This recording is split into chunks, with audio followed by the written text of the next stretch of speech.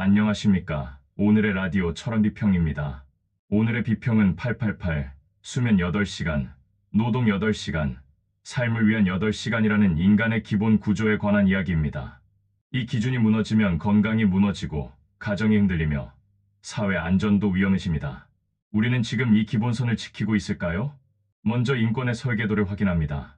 세계인권선언 제24조는 모든 사람은 휴식과 여가를 누릴 권리, 합리적인 노동시간 제한과 정기적 유급 휴가를 누릴 권리가 있다고 선언했습니다. 이는 OHCHR 유엔인권 최고대표사무소 2018년 12월 3일 설명 자료에 의거한 것입니다. 또한 국제인권규약 사회권규약 ICSCR 제7조도 같은 가치를 반복합니다. 휴식과 여가, 노동시간의 합리적 제한, 유급 휴일 보장은 각국이 보장해야 할 권리입니다. 이는 OHCHR 제7조 안내 페이지 표기에 의거한 것입니다. 보건의학은 이 기준을 더 강하게 지지합니다. 세계보건기구 WHO와 국제노동기구 ILO 공동연구는 주 55시간 이상 일하는 장시간 노동이 뇌졸중 위험을 35%, 허혈성, 심장질환 사망 위험을 17% 높인다고 밝혔습니다. 전 세계적으로 장시간 노동은 연 74만 5천 명의 사망과 연관되어 있습니다. 이는 WHO 세계보건기구 보도자료 2021년 5월 17일자에 의거한 것입니다. 이제 제도화 현장으로 가보겠습니다. 유럽연합의 근로시간 지침 디렉티브 2003-88 EC는 평균 주 48시간 상한, 연속 11시간의 1일 휴식, 주간 최소 휴식 등을 강제합니다. 이는 건강과 안전 보호를 위한 최소 기준으로 모든 회원국에 적용되며 EUSHA 지침 요약 2023년 4월 28일 EU 집행위 안내 페이지에도 명시되어 있습니다. 운수업처럼 피로가 곧 사고로 이어지는 분야는 더 엄격합니다. EU 도로운송 규정 EC 넘버 562 2006은 연속 4.5시간 운전 후 최소 45분 휴식, 1일 운전 9시간 주의 2회 10시간까지, 주간 운전 56시간, 2주 90시간 상한을 정했으며 이는 EU 운수총국 페이지 2024년 8월 1일 요약문에 의거한 것입니다.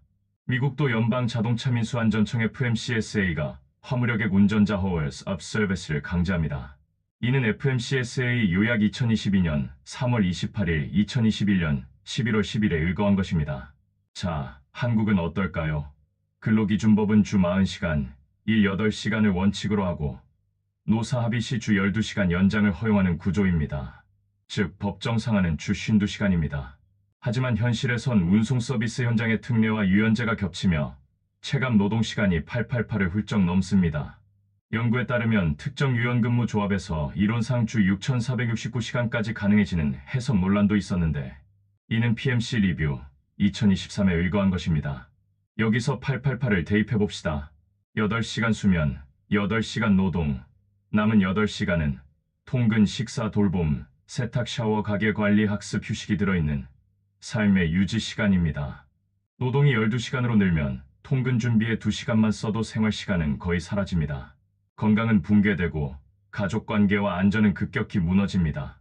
WHO와 ILO의 경고는 결코 추상이 아닌데 이는 WHO와 ILO 2021년 5월 17일자에 의거한 것입니다. 특히 도로 위의 장시간 근무는 국민 안전과 직결됩니다. 그런데도 우리나라의 법인 택시는 왜 아직까지도 12시간 근무를 기본으로 하고 있을까요? 유럽과 미국은 타코그래프 전자기록 장치를 통해 피로를 제도적으로 관리합니다.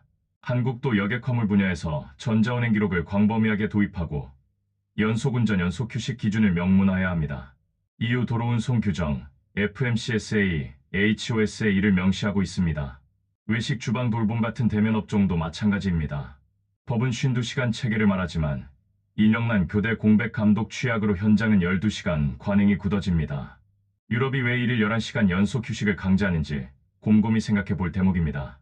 이는 EUSHA 2003-88EC 2023년 4월 28일자에 명시하고 있습니다. 여기서 질문. 왜 노동자들은 12시간을 받아들이는가? 임금 구조 때문입니다. 기본급이 낮고 성과 시간을 늘리지 않으면 생계가 안 되는 구조. 일부 운송업에선 완전월급제 도입 이후에도 편법 기준금 성과 압박이 잔존한다는 지적이 이어져 왔습니다. 이건 정책 미완입니다. 국제적 교훈도 분명합니다. 카로시라고 부르는 일본의 과로사는 무엇을 말하는 것일까요? 다시 우리나라입니다. 1970년대부터 누적된 장시간 문화는 정부의 일하는 방식 개혁 이후에도 논쟁을 남겼습니다. WHO의 2021년 수치가 이를 세계적 문제로 재확인했습니다. WIRED 해설 2021년 5월 18일자가 이를 뒷받침하고 있습니다. 정책의 목표는 명확해야 합니다. 8시간, 8시간, 8시간, 888의 회복이 필요합니다. 그리고 초과 노동은 선택, 생존의 조건이 아니다라는 대전제. 이를 위해 임금, 근로시간, 휴식 감독, 네 축이 동시에 돌아가야 합니다. 최저임금, 직무급 개편하고 생활필수비를 반영해 8시간만으로도 생계 유지가 가능한 바닥선을 재설계해야 합니다. 운임요금 현실화 분배 규칙을 정해서 운송 플랫폼 분야는 피크요금이 기사의 시간당 임금으로 투명 귀속되도록 법정 룰을 마련해야 하고, 외식 돌봄 교대 인센티브로서 2교대 전환 사업장의 사회보험료 경감하고 세액공제를 기간 한정 제공해야 하며, 연속운전 연속휴식 규정 도입해서 EU 기준을 벤치마킹해 연속 4.5시간 작업 후 45분 휴식, 1일 최소 11시간 연속 휴식을 한국 표준에 단계 적용해야 합니다. 또한 미국 FMCSA HOS 전자기록 흐름 2021에서 2021을 참조하여 전자기록을 의무화하고, 운행 조리 돌봄 등 교대가 긴 업종은 전자기록 장치 앱록으로 근로시간을 간주 추정하도록 법에 명시해야 합니다. 주신 2시간의 실효성을 강화하기 위해 특례위원제는 피로사고, 위험평가를 통과한 사업장만 쓰게 하고 사업평가로 자격을 갱신해야 합니다. 특례 전담감독은 근로감독의 특례위원 전담팀을 두고 연 1회 성과보고와 위반 사업장 명단 공개를 하도록 하며, 익명신고 즉시점검 보복금지와 법률 지원을 포함하고 전자기록 자동 제출로 조사 효율화하며, 산업안전과 보건을 연계하여 WHOI로 연구 결과를 국가산업보건 지침에 반영, 장시간 노출 위험 평가를 의무화해야 합니다.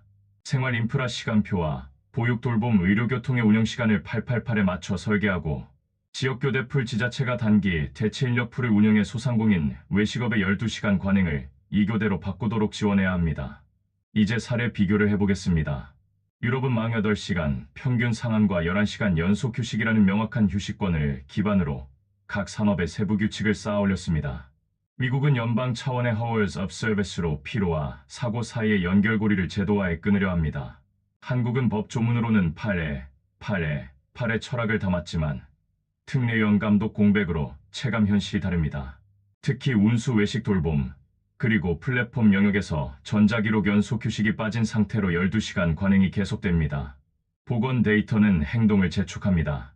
WHO와 ILO는 장시간 노동을 조용한 팬데믹이라고 불렀습니다. 뇌졸중 심장질환의 막대한 부담, 우울불안과 같은 정신건강 악화, 그리고 가정 붕괴까지. WHO 보도자료 2021년 5월 17일자는 이를 말해주고 있습니다. 여기서 국가의 책무를 묻습니다. 인권규범은 이미 방향을 정했습니다. 휴식여가 합리적 시간제한은 권리입니다. 법의 의무는 권리를 현실로 바꾸는 것입니다. 세계인권선언 제24조 2018년 12월 3일 사회권규약 제7조는 이를 증명하고 있습니다. 정책 설계의 핵심은 초과노동의 비필수화입니다. 기본임금과 사회안전망이 8시간만으로도 생존 가능하도록 밑변을 올리고, 초과노동은 선택으로 남겨야 합니다. 그 선택을 할 때에도 EU와 미국형 피로관리룰로 건강과 안전을 보호해야 합니다. 재정은 어떻게? 선별 지원이 답입니다. 교대 전환의 한시적 사회보험료 감면하고, 피크요금 임금 기속률 공개 감사로 예산 없이도 분배 구조 개선하고, 건강보험공단과 연계한 과로성 질환 예방 프로그램 전개하면 장시간 노동 감소가 의료비 절감으로 되돌아옵니다. 시민의 역할도 중요합니다. 노동시간 기록을 보관하고 위반 신고를 통해 제도를 주기적으로 점검하세요. 선거 때는 888 회복 공약을 제일 기준으로 평가합시다. 이것이 정치와 삶을 다시 연결하는 방법입니다. 법, 주신 2시간 실효 특례 축소, 연속 휴식 11시간 도입, 기술, 전자기록 의무화로 보이지 않는 시간을 보이게, 돈, 8시간으로 생계 가능한 임금 바닥선, 교대 인센티브, 감독, 전담팀 블랙리스트 연일의 성과 공표, 인권, 휴식과 여가는 권리이자 정책의 북극성. 마지막으로 이 모든 주장의 근거를 다시 상기합니다. 888은 이상이 아니라 생존과 안전의 기준선입니다. 세계보건기구, OSHA, 유로파, EURLEX, FMCSA, OCHA, OR, 지금까지 오늘의 라디오 철원 비평이었습니다.